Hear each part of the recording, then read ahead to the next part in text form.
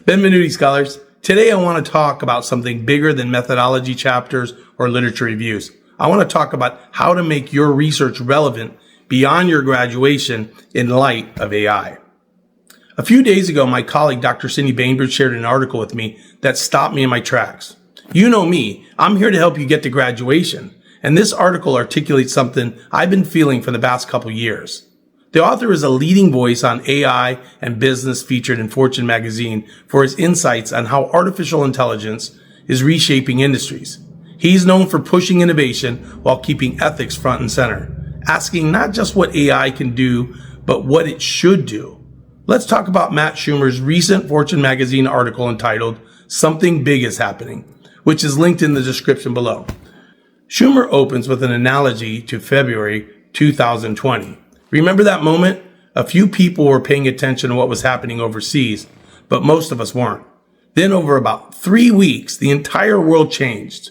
Offices closed, schools closed, life rearranged itself into something you wouldn't have believed a month earlier. Shumer believes that we're in the same "this seems overblown" phase, but for something much bigger. Here's his core claim. The AI models released in the past few weeks have crossed the threshold.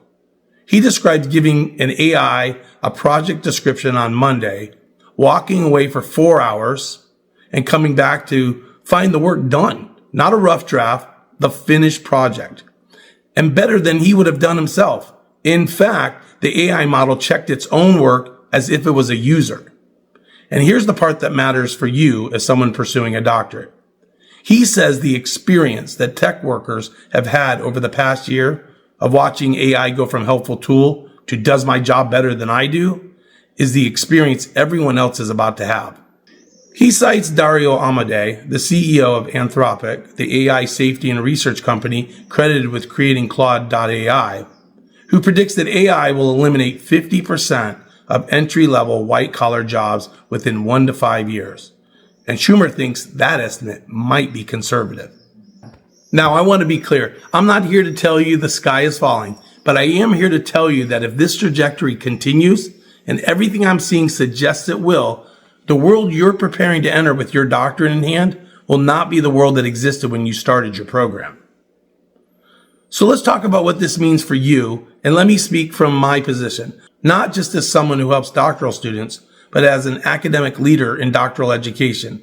And before that, as a leader in business who's navigated industry disruptions before. The honest question we have to ask is this. If AI can write a literature review, conduct qualitative coding, analyze data, and draft methodology sections, how does this affect the value of a doctorate into which you're pouring your time, talent, and treasure? I've been sitting with this question for months, and here's where I've landed. The value of doctoral education is not in the cognitive labor. In other words, it's not in the mental work. It never really was. But we could pretend it was when the work was hard to replicate. Let's reframe what the value actually is, which is the time spent developing judgment, discernment, critical thinking, problem solving. The value of a doctorate is the ability to look at a complex, ambiguous problem with no clear answer and figure out what to do. A few years ago, some of my colleagues and I explored what the doctorate of the future looked like, and we came to the same conclusions. So where are we now? AI can process information, AI can synthesize patterns. What AI cannot do, at least not yet, is take accountability for a decision when the stakes are high and the right answer isn't clear. What AI cannot do is build trust with a team, navigate organizational politics, or exercise the kind of ethical reasoning that leadership requires. AI is not human, and it is this humanness, this ability to meld reason and the soft skills that only humans can bring to the table, that makes earning a doctorate valuable in industry. If your program isn't developing judgment, discernment, critical thinking, problem solving, it's just training you to do cognitive tasks that AI will handle better than you ever could. Then it's time to rethink what you are getting from your program. This is exactly why I've been advocating for significant changes in how we approach doctoral education. This is why I'm part of a team that strives to transcend what AI does and what it'll do for us. This is why I'm a proponent of integrating AI into coursework. If anyone in a doctoral program misuses AI as a shortcut to their work, what they may gain in the short term, a quick discussion board post, a course paper written in minutes, or among the worst choices, fabricating dissertation research, they will have short-circuited their own opportunity to learn and grow in the areas of developing judgment, discernment, critical thinking, problem solving. Instead, we want to embrace AI to elevate thinking. We need human verification through live defenses and knowledge checkpoints. Think of it this way. When AI can write a dissertation, the question becomes, did the student actually develop the judgment and capability the degree is supposed to represent? Therefore, we need fundamentally different approaches to the dissertation itself. Approaches that focus on solving real problems, developing critical thinking, building the judgment that matters. I've been working with the team on a new dissertation approach, and I'll share more about that work in upcoming videos. But the core insight is this. Industry needs problem solvers with strong critical thinking skills, not just researchers who can follow a methodology. The market always has and always will reward problem solvers. When we embrace AI to enhance, not replace, thinking, then our doctoral graduates can return to their workplace, their communities, their churches, their families with the skill set to consistently solve problems and the knowledge to leverage AI to enhance these skills. If we mindlessly use AI to replace our own developing judgment, discernment, critical thinking, and problem solving, our relevance disappears. If we learn to enhance, teach, and grow our developing judgment, discernment, critical thinking, and problem solving, we have the ability to take our work to the next level. So where is this opportunity? Shumer makes a point in his article that I think is exactly right. He says, your dreams just got closer. Think about what this means. The barriers that used to require years of technical training or significant funding to overcome are disappearing with the appearance of AI. Knowledge is essentially free now. The tools to build things are extraordinarily cheap. If you've been putting off some entrepreneurial idea or business because it felt too hard or too far outside your expertise, try it now because it's probably within your reach. And here's the opportunity for you as a doctoral student. The people who will thrive in this environment are not the ones that can do the most mental work. The people who will thrive are the ones who can exercise judgment about what problems are worth solving, who can lead teams through ambiguity, who can evaluate whether an AI output is trustworthy or nonsense. That's what your doctorate can develop if you approach it correctly. So here's my challenge to you. Don't just complete your program. Don't just check the boxes. Ask yourself at every stage, am I developing judgment here? Am I learning to think critically about complex problems? Am I building the capacity to lead and decide, not just to analyze and report? If you're not, push for it. Demand it. Your program should be preparing you for the world you're entering, not the world that existed 10 years ago. Your doctorate should be developing your judgment, your discernment, your critical thinking, and yes, your problem solving. Let me give you some specific guidance.